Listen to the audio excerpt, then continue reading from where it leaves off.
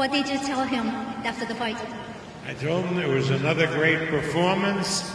I understand he'll be coming back here to Tokyo to defend his title. In the city of Tokyo, the Ariake Arena stood as a beacon of anticipation on that crisp September morning in 2024. This was not just another fight night. This was a battle that had captured the attention of the entire boxing world. The arena was packed with thousands of fans, their voices merging into a collective hum of excitement and anticipation. The fight they were here to witness was one that had been on everyone's lips for months. Naoya, the Monster, Inoue versus TJ Doheny, a clash that promised a fighter whose name had become synonymous with power, precision, and unrelenting dominance. At 31 years old, Inoue boasted a perfect record of 27 wins, no losses, and an astonishing 24 knockouts. Decision against Rush. This is a fearsome flurry, and he's done it. He's got him with the left again, is Rodriguez. Here comes Inoue. Oh, he's got into the body. Oh, what a shot, Rodriguez. Sure. His career had been nothing short of spectacular, marked by a meteoric rise through the ranks of boxing, capturing titles in multiple weight divisions, and establishing himself as one of the pound-for-pound best fighters on the planet. Inoue's last outing in May 2024 had been a masterclass in brutality. As he dispatched Luis, each fight was a new challenge, a new opportunity to showcase his unparalleled skills and further cement his legacy as one of the sport's all-time greats. Standing across the ring from Inoue was TJ Doheny, a fighter whose journey had been marked by resilience, determination, and a relentless pursuit of excellence. Doheny, at 37 years old, had seen his share of highs and lows in the sport of boxing. A former IBF super bantamweight champion, Doheny had experienced the glory of standing atop the boxing world, only to be knocked down and forced to climb back up again. His record of 26 wins, 4 losses, and 20 knockouts spoke to his skill and tenacity.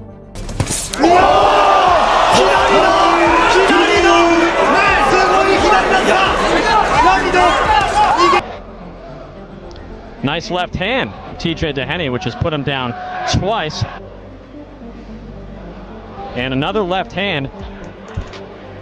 You can actually... But it was his recent resurgence that had earned him another shot at the title. Doheny had strung together 3 consecutive victories, defeating Kazuki Nakajima, Jafethli Lamido, and Bril Biogos, each win bringing him closer to the ultimate prize, a chance to reclaim his place among the elite of the super bantamweight division. As the fighters made their way to the ring, the atmosphere inside the Ariake Arena reached a fever pitch. The crowd, a sea of eager faces, was on the edge of their seats. For Inoue, this fight was about defending his titles, maintaining his unbeaten record, and solidifying his legacy as one of the greatest fighters of his generation. Devastating fight.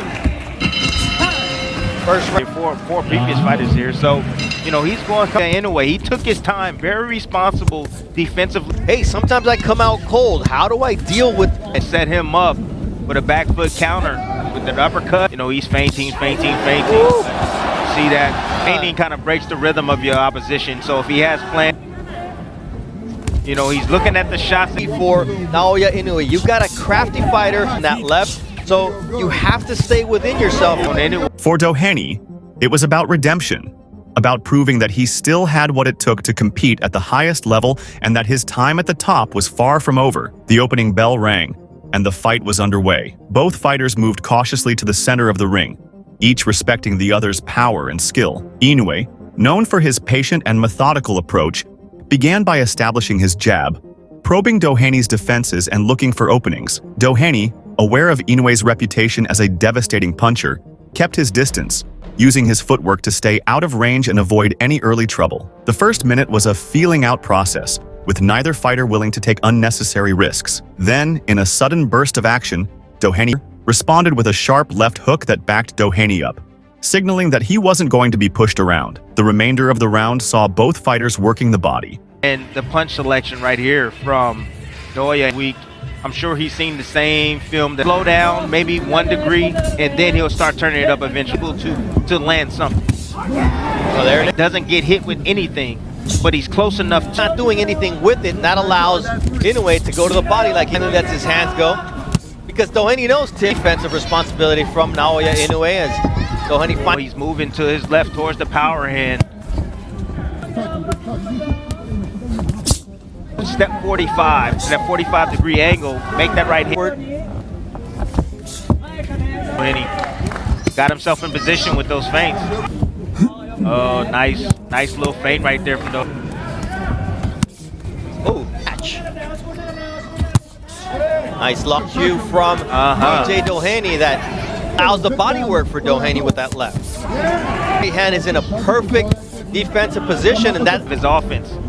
Every now and then you see him getting his feet. Nice right there to the body from. Each trying to assert control without leaving themselves open to counters. As the round came to a close, Inoue landed a crisp jab that likely gave him the edge on the scorecards, setting the tone for what would be a highly tactical and intense battle. The second round began with Doheny adopting a more active approach. Circling the ring and keeping his jab hand in constant motion, he was clearly trying to keep Inoue at bay. Inoue, however, was determined to close the distance. He walked Doheny down, cutting off the ring and forcing the Irishman to engage. Doheny, sensing the danger, rushed forward for a quick clinch, pushing Inoue back and buying himself some time to reset. But Inoue was undeterred. He quickly returned to his strategy of targeting the body, landing a series of hard shots that the pace of the fight noticeably quickened. Both fighters stayed light on their feet, with Inoue continuing to hold the center of the ring. He landed a solid right hand to the body early in the round, a shot that seemed to take some of the wind out of Doheny's sails. Recognizing that he needed to change the trajectory of the fight, Doheny began letting his hands go, throwing combinations in an attempt to break through Inoue's defenses. Doheny followed up with a body shot, trying to build on his success. But Inoue, ever the technician, snapped Doheny's head back with a jab, reasserting his dominance. This was a better round for Doheny, who was beginning to find his rhythm and land more effectively. However, Inoue's jab remained a constant threat, preventing Doheny from gaining too much confidence. In the fourth round, the action truly began to intensify as both fighters dug deeper into their arsenals. The pace quickened noticeably, with each man trying to establish dominance in the bout. The exchanges became more heated. He wanted to corner Doheny, limit his movement, and unleash his devastating combinations. However, Doheny was far from intimidated. Showing the grit and resilience that had carried him to the top of the sport, he stood his ground and refused to be bullied. As Inoue pressed forward, Doheny responded with sharp, well-timed counters. He connected with a couple of clean left hands, snapping Inoue's head back and reminding the Japanese champion that this fight was far from over. Doheny's footwork was also impressive. He circled the ring with agility, doing his best to stay out of Inoue's reach and avoid being trapped in the corners where Inoue's power could be most dangerous. Despite Doheny's valiant efforts, Inoue remained relentless, down in the later rounds. Whenever Doheny tried to create some distance, Inoue quickly closed the gap, pinning him down and unleashing a flurry of body shots. The back and both fighters having their moments of success. Doheny's counters were sharp, began to take their toll.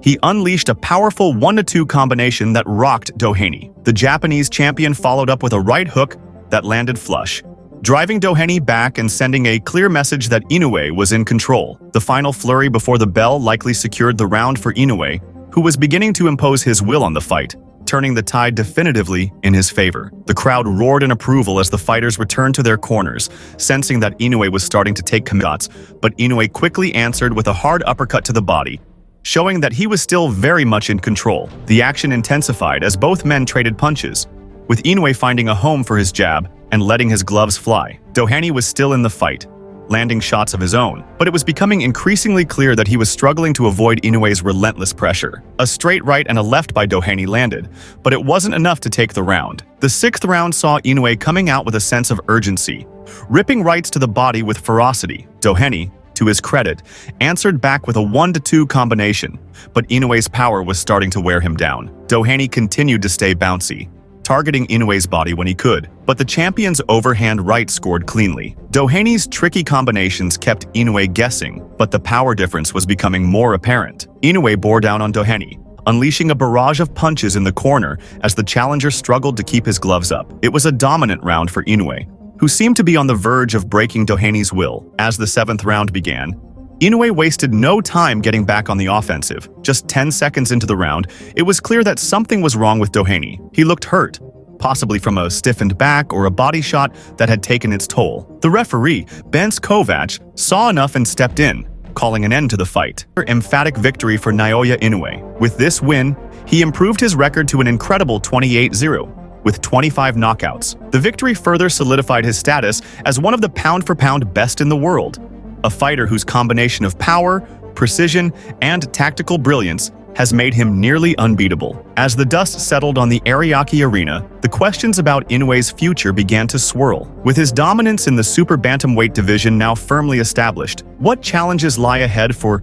the monster? Will he continue to reign supreme in his current weight class, or will he seek new horizons, perhaps moving up in weight to take on even greater challenges? For now, Inoue remains at the top of his game, and the boxing world will be watching closely to see where he goes from here. For TJ Doheny, the loss was undoubtedly a disappointment. He had come into the fight with high hopes, buoyed by a 3-fight win streak, but he found himself outmatched by one of the best in the business. Doheny had his moments in the fight, particularly in the third round, when he managed to outscore Inoue. However, the power and pressure of the champion proved too much in the end. Despite the loss, Doheny's career is far from over. His performance against Inoue showed that he still has the heart, skill, and determination to compete at the highest level, and with the right adjustments, he could find himself back in title contention sooner rather than later. As for Inoue, the victory only adds to his growing legend. His ability to dismantle opponents with a combination of speed, power, and ring intelligence makes him a fighter unlike any other. Each victory adds another chapter to his legacy,